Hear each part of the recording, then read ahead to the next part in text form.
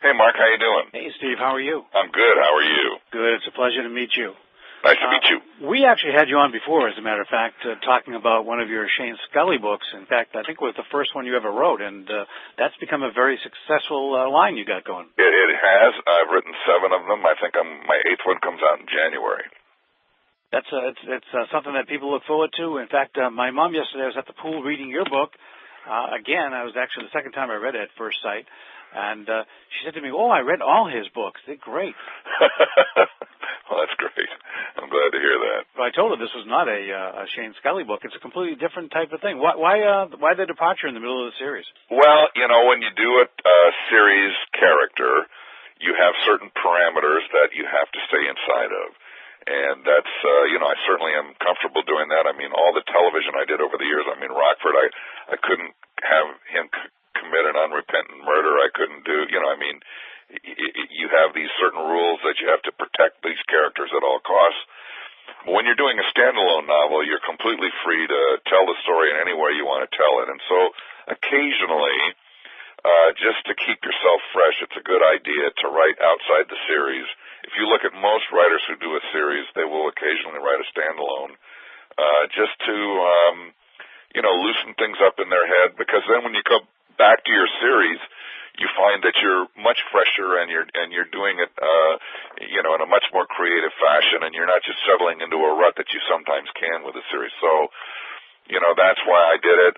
The other reason I did it was that I was actually acting on a movie. I wrote about this in the front of the book, and it was a Steven Seagal film, and I was in Germany for a month on this movie, and Germany in November can be pretty bleak, and I took a bunch of novels by favorite authors of mine, among them one by Andrew Clavin called Man and Wife, which I really liked, and it was a very unique tale told from a unique perspective, and it kind of got me to thinking, I really need to stretch my own writing talents and try and do something that's a little different. And this book I had actually pitched to another publisher at the beginning of my career, and they begged me not to write it. So I figured if I was going to try something different, this was the one to do. I love it, and it's not a whodunit. It's a thriller, and it's very interestingly done. One of the things I thought was really interesting was the point of view of the voices doing it. You have the narrator, who's the internet millionaire Chick Best, and you have another narrator who's one of the targets of his love, and then the other third-person narrator. It's a very interesting way to tell the story. Well, it was. Chick is at the beginning, he's very charming when he tells his narration at the first quarter of the novel, and he's a .com millionaire who's basically on the verge of bankruptcy. His company is going broke.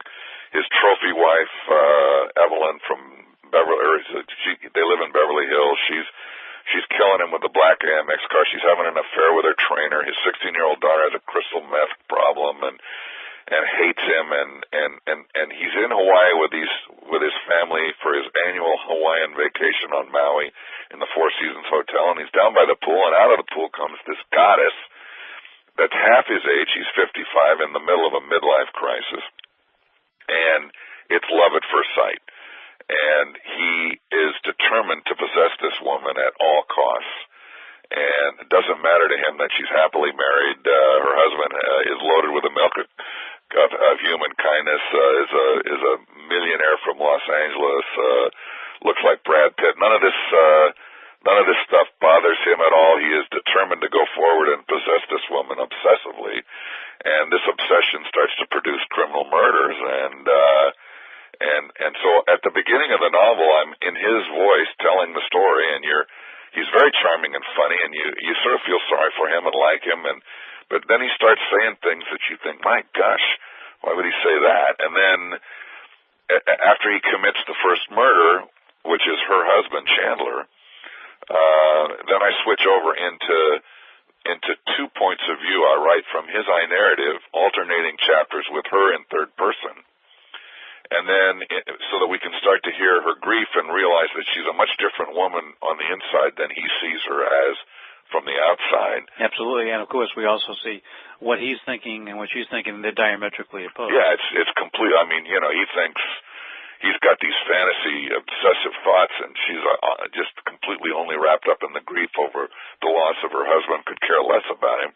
Yeah, in fact, she doesn't like him too much for some of the things he's doing and saying. He doesn't realize that, and he just charges on, and then the third section of the book, I switch over and I'm in her I narrative, and in his third person, which brings her closer to the reader. And then the end of the novel is in her I narrative. She's the storyteller, and she's the ultimate hero of the book, and he's the ultimate heavy in the novel, and so they kind of trade places, which I thought was a really interesting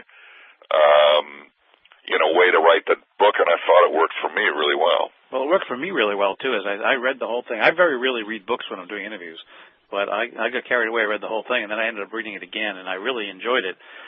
One of the things I thought was interesting, too, was the character. We're talking about Paige Ellis, the girl that he had the crush on, and her husband, Chandler Ellis, based on, he's a fictional character, but based on a true family in L.A., the Chandler family.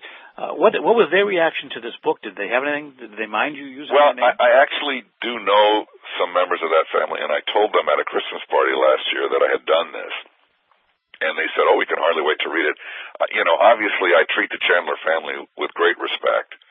They are, an iconic family here in Los Angeles. They, Dorothy Chandler built the Music Center, which is our big theatrical venue in Los Angeles. They own the LA Times, a Tribune company. They were they are a huge family that had made a major contribution to California and Southern California life, styles. And so I treat them with great respect. I created a fictional side of the family, the Ellises, who are the cousins, and Chandler, who's named after the family. He's Chandler Ellis.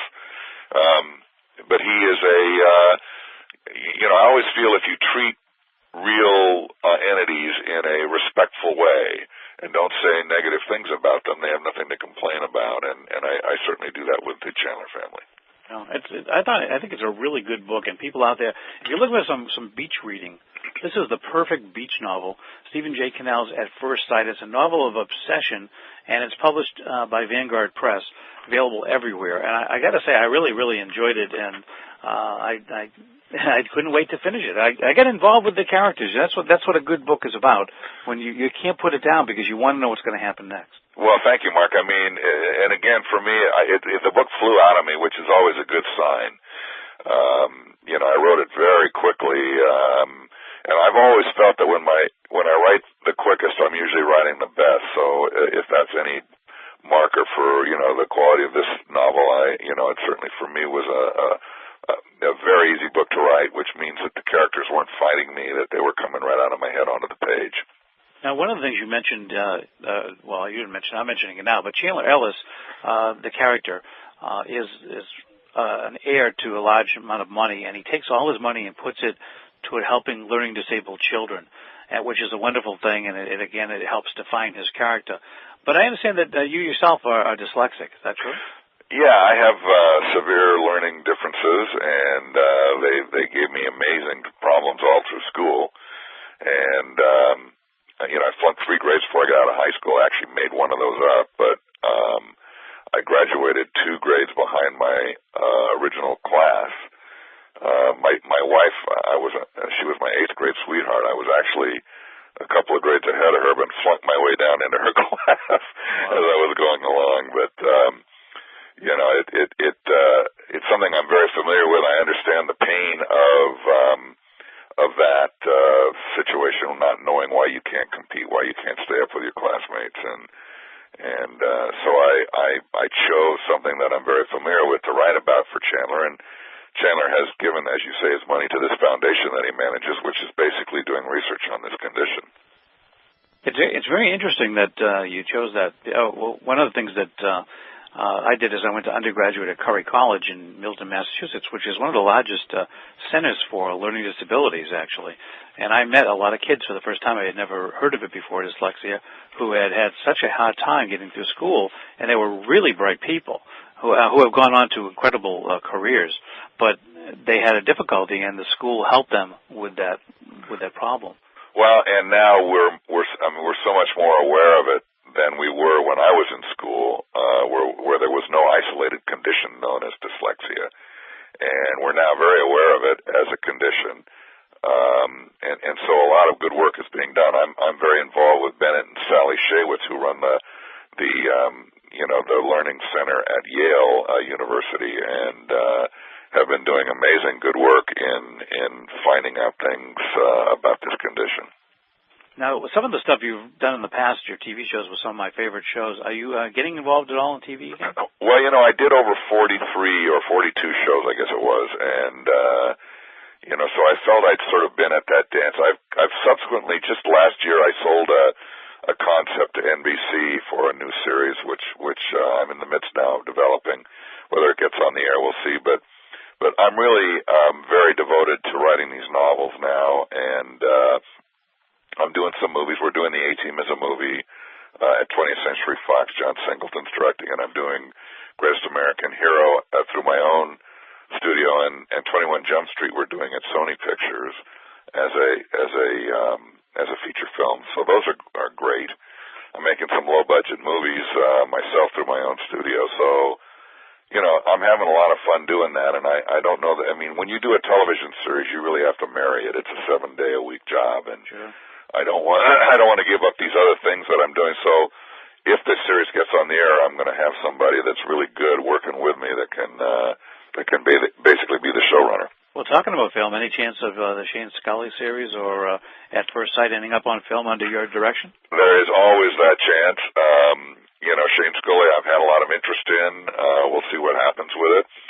By the way, I have not given up on this guy. I've got a new Shane Scully coming out in January, and just getting ready to write another one. So, and I just signed a new 2-book deal with St. Martin's, which is the publisher that publishes my Shane Scullys, and those will both be Shane's. So I'm very excited about continuing on with his adventures and his wife Alexa, and this book was just something that I tried to do to as I say, to sort of shake up my creative process and keep myself fresh, and I thought it was a really good attempt at doing that.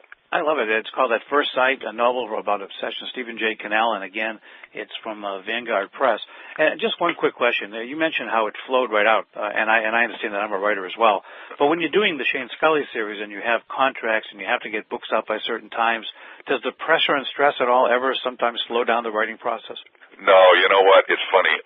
There are writers who have that problem and who are panicked by deadlines, and there are writers who don't. Now, you can't exist for 30 years in the television business if you're afraid of a deadline. I used to have 6 shows on the air. I had 6 episodes of television. I had to be out of my shop every week. And they were all shows that I created and was producing and was actually doing through my own studio. And so I would sit down and people would come to me on a Friday and say, we need a first draft of something on Monday morning. Can you get it out for us?